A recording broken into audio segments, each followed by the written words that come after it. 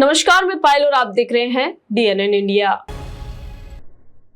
अजमेर दक्षिण विधानसभा क्षेत्र की विधायक अनीता भदेल की ओर से रक्षाबंधन का पर्व धूमधाम से मनाया गया, जिसमें विधायक भदेल ने वरिष्ठ बीजेपी नेता सुरेंद्र सिंह शेखावत, बीजेपी कार्यकर्ता, जनप्रतिनिधि, चिकित्सक व पुलिस जवानों को रक्षा सूत्र बांधा। वहीं मानसून फेस्ट की विजेता मातृ शक्ति को सर्टिफिकेट देकर सम्मानित किया।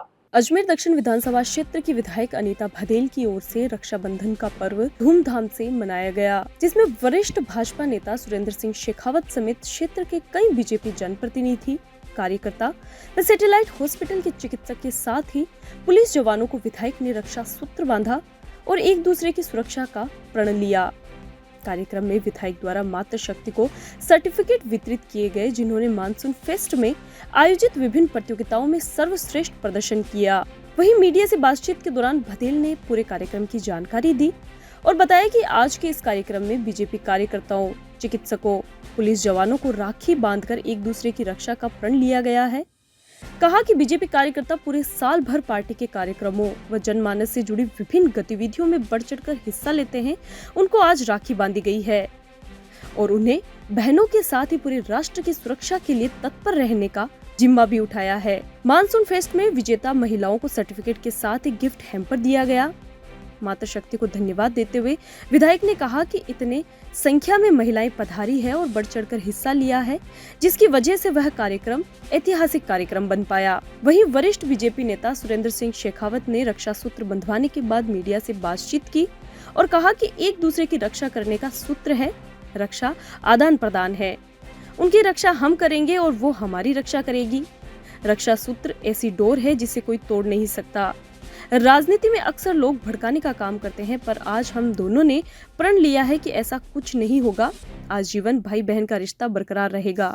मानसून फेस्ट 2025 में जिन बालिकाओं ने हिस्सा लिया था फैशन शो में और डांस में, उन सब बालिकाओं को हमने सर्टिफिकेट वितरण का कार्यक्रम यहाँ किया है और इसके साथ ही हमने रक्षाबंधन पर्व भी मनाया है। हमारे सैटेलाइट हॉस्पिटल्स के डॉक्टर्स और रामगंज पुलिस थाना के जो कांस्टेबल हैं उनको हमने रक्षाबंधन किया है और साथ ही साथ भारतीय जनता पार्टी के जो कार्यकर्ता हैं जो साल भर सहयोग करते हैं और पार्टी के कार्यक्रमों के लिए भी और जनमानस से जुड़े हुए मुद्दों के विषय में भी वो हमें सहयोग करते हैं। उन सबको आज रक्षा सूत्र बांधा है कि वो इसी तरह से सुरक्षित होकर के हम सब बहनों की न केवल रक्षा करेंगे बल्कि बहनों के साथ साथ इस समाज की, इस राष्ट्र की भी रक्षा के लिए तत्पर रहेंगे और इसी तरह से अपना कार्य चलता रहेगा। मैडम, महिलाओं का रुझान कैसा है? क्योंकि इस बार बहुत शानदार जो है बिल्कुल 100% महिलाएं आई हैं, कोई भी महिला नहीं बची है सर्टिफिकेट लेने के लिए आतुर है। हमने सर्टिफिकेट के साथ उनको एक गिफ्ट भी दिया है और वो बहुत खुश है। हमने मिठाई के साथ में उनका स्वागत किया है, तिलक से उनका स्वागत किया। तो मैं बहुत धन्यवाद देती हूँ अजमेर शहर की मातृ शक्ति को कि उन्होंने उस कार्यक्रम के लिए इतना बड़ा सहयोग हमें किया कि अजमेर का वो ऐतिहासिक कार्यक्रम बन सका। ऐसा है कि एक दूसरे की रक्षा करने का सूत्र है, उनकी रक्षा हम करेंगे, वो हमारी रक्षा करेंगी। रक्षा आदान प्रदान है और भले ही हमने दोनों ने प्रण किया, भले कोई कितना भी कह दे, कितना भी भड़का दे, कितना भी कुछ कर दे, लेकिन हम बहन भाई सदैव रहेंगे और इसी तरह से एक दूसरे को प्यार करते रहेंगे, किसी की बातों में नहीं आएंगे। और ये रक्षाबंधन एक ऐसा त्यौहार है जो भाई बहन का त्यौहार है और भाई बहन की ये डोर है, इसे कोई तोड़ नहीं सकता। इसीलिए हम यहाँ पर आए हैं। अजमेर के हरिभाऊ उपाध्याय नगर स्थित शुभदा स्कूल कैंपस में रक्षाबंधन का कार्यक्रम धूमधाम से आयोजित किया गया, जिसमें शहर के विभिन्न स्कूलों के बच्चों ने दिव्यांग बच्चों को तिलक लगाकर कलाई पर रक्षा सूत्र बांधा और एक दूसरे की रक्षा का संकल्प लिया। अजमेर के हरिभाऊ उपाध्याय नगर स्थित शुभदा स्कूल कैंपस में रक्षाबंधन का कार्यक्रम धूमधाम से आयोजित किया गया, जिसमें शहर की विभिन्न स्कूलों के बच्चों ने दिव्यांग बच्चों को रक्षा सूत्र बांधा। MPSC स्कूल, आदर्श विद्यालय समेत क्षेत्र के कई स्कूलों के नर्सरी कक्षाओं की छात्राओं ने दिव्यांग बच्चों को राखी बांधी। स्कूली बच्चों ने दिव्यांग बच्चों के तिलक लगाकर उनकी कलाई पर राखी बांधी और मुंह मीठा करवाया। स्कूली बच्चों ने सगुन के तौर पर दिव्यांग बच्चों को नारियल भी दिया। जहां शुभदा स्कूल में पिछले कई सालों से लगातार रक्षाबंधन समेत विभिन्न कार्यक्रम आयोजित किए जा रहे हैं। शुभदा स्कूल से जुड़े लोगों ने बताया कि इन कार्यक्रमों के आयोजन के पीछे का उद्देश्य यही है कि दिव्यांग बच्चों को भी भारतीय संस्कृति, परंपराओं से भली भांति अवगत करवाना और इन सब त्योहारों में उनकी स्पष्ट भागीदारी दिलवाना ताकि यह सभी बच्चे समाज में खुद की स्थिति को सुनिश्चित कर अपनी खुद की एक अलग पहचान बनाएं। स्पेशल वर्ल्ड में आपका स्वागत है। शुभदा स्पेशल वर्ल्ड 2005 से सह स्थापिका हमारी मैम है साधना सेन मैम, उन्होंने इनकी शुरुआत की थी और तब से चल रही है। शुभदा संस्था हमारे कुछ जो हमारे स्पेशल बच्चे हैं, विमंदित बच्चे हैं, उनके लिए हम लोग वर्क करते हैं, उन बच्चों को जीने का सलीका सिखाते हैं। इसके अलावा जैसे ये आप आज जो हम लोग इकट्ठे हुए हैं, उसका मेन हम लोग राखी के उत्सव में इकट्ठे हुए हैं। हम लोग सारे त्यौहार यहाँ मनाते हैं, जैसे राखी, दिवाली, होली, सब लोग यहाँ मनाते हैं ताकि ये बच्चे जो हैं, जो बच्चे सोसाइटी से कनेक्टेड रहें और इनको भी इन सब त्योहारों की उद्देश्य पता हो कि ये क्यों मनाए जाते हैं। और इन जैसे आज राखी है तो हमारे साथ अभी MPS स्कूल है, आदर्श विद्यालय है, ये बच्चे MPS स्कूल के बच्चे इंक्लूजन प्रोग्राम होगा, ये हमारे बच्चों को राखी बांधेंगे और हमारे बच्चे इन बच्चों को राखी बांधेंगे। इससे ये होगा कि हमारे बच्चे जो हैं उनको ये एक तो विश्वास होगा कि भाई एक प्रतीक है ये त्यौहार विश्वास का। हमारे बच्चों को भी एक विश्वास होगा कि हाँ, उनकी सहायता के लिए भी दुनिया बैठी है, पूरी दुनिया उनके साथ है। इसी उद्देश्य के साथ हम लोग ये अजमेर नगर निगम की ओर से जर्जर 2 मंजिला भवन पर की गई कार्रवाई से क्षतिग्रस्त हुई दुकानों के विरोध में व्यापारियों ने आज दुकान बंद रखकर अपना विरोध जाहिर किया और मुआवजे की मांग भी की। व्यापारियों ने नगर निगम आयुक्त से मुलाकात कर अपनी समस्याएं उनके समक्ष रखी। अजमेर नगर निगम की ओर से जर्जर 2 मंजिला भवन पर की गई कार्रवाई से क्षतिग्रस्त हुई दुकानों के विरोध में व्यापारियों ने आज दुकान बंद कर अपना विरोध जाहिर किया और मुआवजे की मांग की। व्यापारियों ने नगर निगम आयुक्त से मुलाकात कर अपनी समस्याएं उनके समक्ष रखी। लक्ष्मी चौक मुस्लिम मोची मोहल्ले में नगर निगम प्रशासन की ओर से गत दिन जर्जर बिल्डिंग को तोड़ने की कार्रवाई की गई थी। निगम ने श्रमिकों से मैनुअल तोड़ने के बजाय बिल्डिंग को JCB से तोड़ा। JCB की कार्रवाई से 2 मंजिला बिल्डिंग सामने की तरफ ध्वस्त हो गई। बिल्डिंग के गिरने से क्षेत्र में लगे 3 विद्युत पोल व सामने की 3 दुकानें क्षतिग्रस्त हुई। गनीमत रही कि मलबा गिरने से कोई जनहानि नहीं हुई। विद्युत पोल क्षतिग्रस्त होने से क्षेत्र के लोग बीते पूरी रात अंधेरे में रहे। टाटा पावर की टीम ने सुबह अस्थायी तौर पर बिजली चालू की। लक्ष्मी चौक व्यापारी संघ व श्री अजमेर व्यापारिक संघ के अध्यक्षों ने इस कार्रवाई को गलत ठहराया। व्यापारियों का कहना है कि 2 दिन बाद राखी का त्योहार है, प्रशासन को ये कार्रवाई त्योहार के बाद करनी चाहिए थी। जहां आज व्यापारियों ने नगर निगम आयुक्त से मुलाकात की और अपने मुआवजे की मांग की। जिस बिल्डिंग का तोड़ा गया है उस बिल्डिंग का मैं किराएदार हूँ और वो बिल्डिंग कोई ऐसी जर्जर अवस्था में नहीं थी कि उसको तोड़ा जाए, और ना ही नगर निगम में कोई उसको महीने 2 महीने से नोटिस दे रखा था। ये 2 दिन में कोई इनका जो भी मैनेजमेंट था इनका आपस में, उन्होंने ये सब मैनेज किया।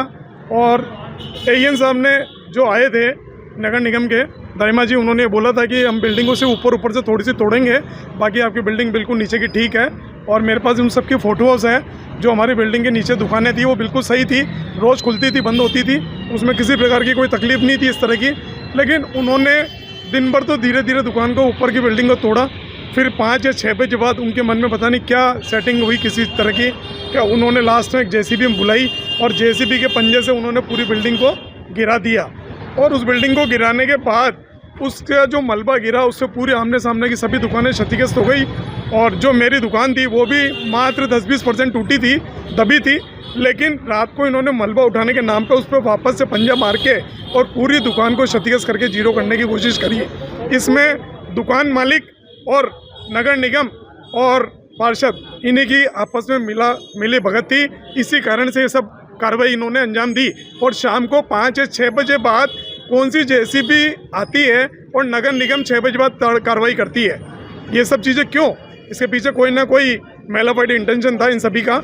इसीलिए बिल्डिंग इन्होंने गिराने की कोशिश करके और गिराई और दुकानों को डैमेज किया। यहाँ रुकते एक छोटे से ब्रेक के लिए, जल्द हाजिर होंगे खबरों के नए सफर के साथ। कैंसर बीमारी ही ऐसी है, चिंता तो होगी ना, लेकिन अब अपनी चिंता को बदलो विश्वास में, क्योंकि आदिनाथ कैंसर मेडिसिटी में है रेडियोथेरेपी, कीमोथेरेपी और कैंसर सर्जरी के उपचार के साथ आधुनिक सुविधाएं भी। विजिट करें आदिनाथ कैंसर मेडिसिटी एट चाची आवास Ajmer.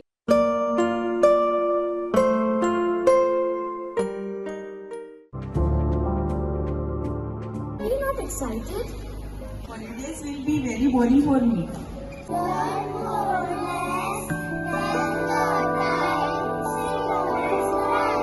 And opt for cuisine, black rice and sugar. This black rice has a very unique flavor.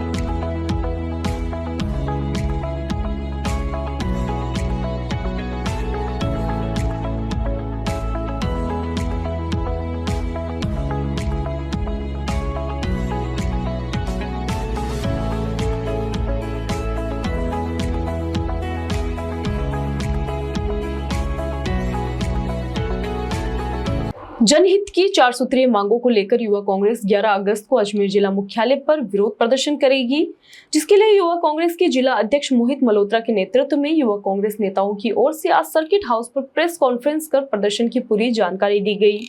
जनहित की 4 सूत्रीय मांगों को लेकर युवा कांग्रेस 11 अगस्त को अजमेर जिला मुख्यालय पर विरोध प्रदर्शन करेगी, जिसके लिए युवा कांग्रेस के जिला अध्यक्ष मोहित मल्होत्रा के नेतृत्व में युवा कांग्रेस के नेताओं की ओर से आज सर्किट हाउस पर प्रेस कॉन्फ्रेंस कर प्रदर्शन की पूरी जानकारी दी गई। मीडिया से वार्ता के दौरान युवा कांग्रेस के जिला अध्यक्ष मोहित मल्होत्रा ने बताया कि अजमेर शहर में स्मार्ट सिटी प्रोजेक्ट के तहत करोड़ों रुपए खर्च हुए हैं। बावजूद इसके शहर की सड़कों पर गड्ढे, गंदगी से अटे पड़े नाले, आनासागर के साथ ही शहर के सौंदर्यीकरण के स्थान गंदगी व कचरे से तृप्त हैं। युवा कांग्रेस ने आरोप लगाते हुए कहा कि नगर निगम व स्मार्ट सिटी प्रशासन की लापरवाही और भ्रष्टाचार के चलते अजमेर की जनता को लाचारी में जीवन जीने के लिए मजबूर होना पड़ रहा है। युवा कांग्रेस शहर की मुख्य सड़कों की गड्ढों भरी दुर्दशा, शहर के नालियों की बदतर स्थिति, शहर के सौंदर्यीकरण में एकमात्र आनासागर झील जो कचरे और मिट्टी से भरी हुई, दुर्गंध से भरी हुई दुर्दशा समेत कुल 4 मांगों को लेकर प्रदर्शन करेगी, जिसके लिए 11 अगस्त को सुबह 11 बजे डाक बंगले पर युवा कांग्रेस एकत्रित होकर तख्तियों के साथ अजमेर प्रशासन की कार्यशैली का विरोध करते हुए कलेक्ट्रेट कार्यालय पहुंचकर अपना विरोध करेगी और 4 सूत्रीय मांगों को पूरी करने की प्रशासन से गुहार लगाएगी। जिला अध्यक्ष मोहित मल्होत्रा ने कहा कि यदि उनकी मांगे पूरी नहीं होती है तो हर संभव प्रयास युवा कांग्रेस द्वारा किया जाएगा। युवा कांग्रेस ने पूर्व में कई बार अजमेर जिला प्रशासन को सड़कों को लेकर, अजमेर के नाले नालियों को लेके, एलिवेटेड रोड को लेके, आना सागर को लेकर कई बार अजमेर के जिला प्रशासन को चिताया है, जिला प्रशासन को ज्ञापन दिया है, धरना करा है, परंतु अजमेर जिला कलेक्टर महोदय साहब सिर्फ बीजेपी के जो नेता हैं, बीजेपी के विधानसभा अध्यक्ष, बीजेपी के मंत्रियों के नक्शे कदम पे चल रहे हैं। जिस तरीके से बीजेपी की करनी और कथनी में जमीन आसमान का अंतर है, जिस तरीके से बीजेपी के नेता जब चुनाव के अंदर अपने घोषणा पत्र के अंदर जो जो काम देते हैं और वो काम जब जनता के बीच में वो जब जाते हैं और वो काम पूरे नहीं होते हैं, उसी तरीके से अजमेर का प्रशासन कर रहा है। अजमेर के प्रशासन को जब ज्ञापन देते हैं और जनता के हितों के ज्ञापन देते हैं, उस ज्ञापन को लेते हुए वो आश्वासन देते हैं कि हम 3 दिन के अंदर इस काम को पूरा कर दिया जाएगा, और परंतु उस काम को बिल्कुल पूरा नहीं किया जाता है। अजमेर जिला प्रशासन को शर्म आनी चाहिए कि अजमेर के अंदर ट्रैफिक पुलिस के लोग जब शहर में अपनी ड्यूटी कर रहे होते हैं तो वो नगर निगम के कट्टे भर भर के गड्ढों में डाल रहे होते हैं। तो अजमेर के अंदर जो हालात हैं, एक तरफ तो अजमेर के उप मुख्यमंत्री जी दिया कुमारी जी ने अजमेर में आके स्टेटमेंट दिया कि अजमेर की जो सड़कें हैं उनका बहुत अच्छा हाल है और सारी सड़कें दुरुस्त हो चुकी है। दूसरी तरफ अजमेर के अंदर जब आप देखोगे तो जगह जगह कभी कोई ई रिक्शा पलट रहा है, कभी कोई सड़क के ऊपर एक्सीडेंट हो रहे हैं। अजमेर जिले के शहर के जितने मुख्य मार्ग हैं उनकी जो हालात हो रखी है, जगह जगह नालों की जो हालात हो रखी है, आना सागर का पानी को छोड़ दिया, परंतु आना सागर के चारों तरफ में जो पूरा कचरा ऊपर निकल के आ चुका है। इसी सब मांगों को लेके युवा कांग्रेस आगामी 11 तारीख को उग्र प्रदर्शन करेगी, जिसकी जिम्मेदारी कलेक्टर प्रशासन की होगी। यूथ कांग्रेस चुप नहीं बैठेगा। यूथ कांग्रेस को अगर डिपार्टमेंट के अधिकारियों का भी घेराव करना पड़ेगा, मुंह भी काला करना पड़ेगा, तो भी यूथ कांग्रेस मुंह काला करेगी। राजस्थान शिक्षक संघ उप शाखा नसीराबाद के सदस्यों ने नसीराबाद उपखंड कार्यालय में नायब तहसीलदार आफ्ताब अहमद को राजस्थान के मुख्यमंत्री के नाम ज्ञापन देकर शिक्षकों की समस्याओं का निस्तारण करने की मांग की।